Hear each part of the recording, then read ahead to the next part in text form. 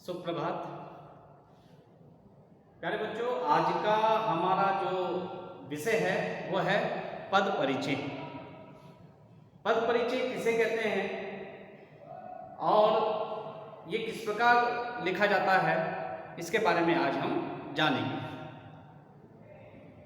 पद परिचय वैसे ही है जिस प्रकार से हम अपना परिचय देते हैं, कि जिस प्रकार से मैं बताऊं कि मेरा नाम विकास शर्मा है और मैं वेपल्स अकेडमी विद्यालय में पढ़ाता हूं, तो अपने बारे में जब मैं जानकारी दूंगा वो मेरा परिचय हो जाएगा।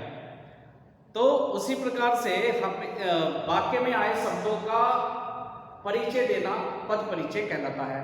और वो परिचय किस प्रकार से दिया जाता है, वो व्याकरण की दृष्टि से दिया जाता है, क्योंकि पद का तो अपना कोई परिचय है नहीं कि वो उस घर में रहता है, उसका नाम ये है, नहीं, उसको व्याकरण की दृष्टि से देखा जाता है कि व्याकरण की दृष्टि से किस प्रकार से पद का परिचय दिया जाता है।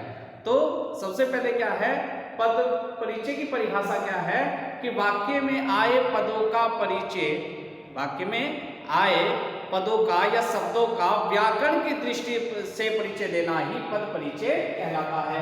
जैसे लिखा उन्होंने, वाक्य में आए पदों का व्याकरण की दृष्टि से परिचय देना ही पद परिचय कहलाता है। अब व्याकरण की दृष्टि से क्या, उसमें कौन संज्ञा है, क्या सर्वनाम है, कौन विशेषण है, कौन पुल्लिंग है, कौन स्त्रीलिंग है, तो कौन कर्म कारक है, कौन कर्ता कारक है, वो सारी चीजें उसमें बताते हैं।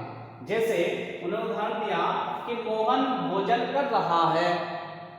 अब यहां उन्होंने मोहन और कर रहा को क्या कर दिया, अंडरलाइन कर दिया कि आप इन दो शब्दों के बारे में बताइए।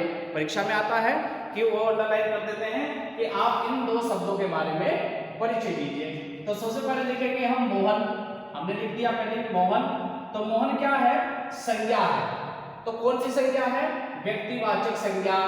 अब संज्ञा हमें पद परिचय के लिए सबसे जरूरी है कि संज्ञा, सर्वनाम, विशेषण, ये सारी चीजें हमारे पास होनी चाहिए या हमें याद होनी चाहिए। ठीक है, तो सबसे पहले कहा कि मोहन कौन सी है, व्यक्तिवाचक संज्ञा, और मोहन क्या है, एक वचन है, पुल्लिंग है। मोहन क्या है, पुल्लिंग है, और क्या है, कर्ता कारक है। अब एक ही शब्द का इतना परिचय हो गया कि व्यक्तिवाचक संज्ञा, एक वचन, पुल्लिंग, कर्ता कारक। अब दूसरा अंडरलाइन किया उन्होंने, कर रहा है। तो कर रहा है क्या है, कर रहा है क्या है, क्रिया है। अब क्रिया में भी कौन सी क्रिया है, तो इसमें लिखा है कि हमने लिखा कि सकर्मक क्रिया। कितने कौन से लिंग की है, पुल्लिंग की है, क्योंकि कर्ता पुल्लिंग था तो क्रिया भी पुल्लिंग होगी। और एक वचन की है, क्योंकि कर्ता एक वचन का था तो क्रिया भी एक वचन की होगी। तो ये हो गया क्रिया के बारे में। दूसरा, अगर हम पूछे कि भोजन के बारे में बताइए, तो भोजन को अंडरलाइन कर देंगे। तो भोजन लिखेंगे, भोजन क्या है, कर्म कारक है। क्या कर रहा है, भोजन कर रहा है, पुल्लिंग है और एक वचन है। तो इसी प्रकार से अन्य वाक्य में अन्य पदों का परिचय देना ही पद परिचय कहलाता है। धन्यवाद।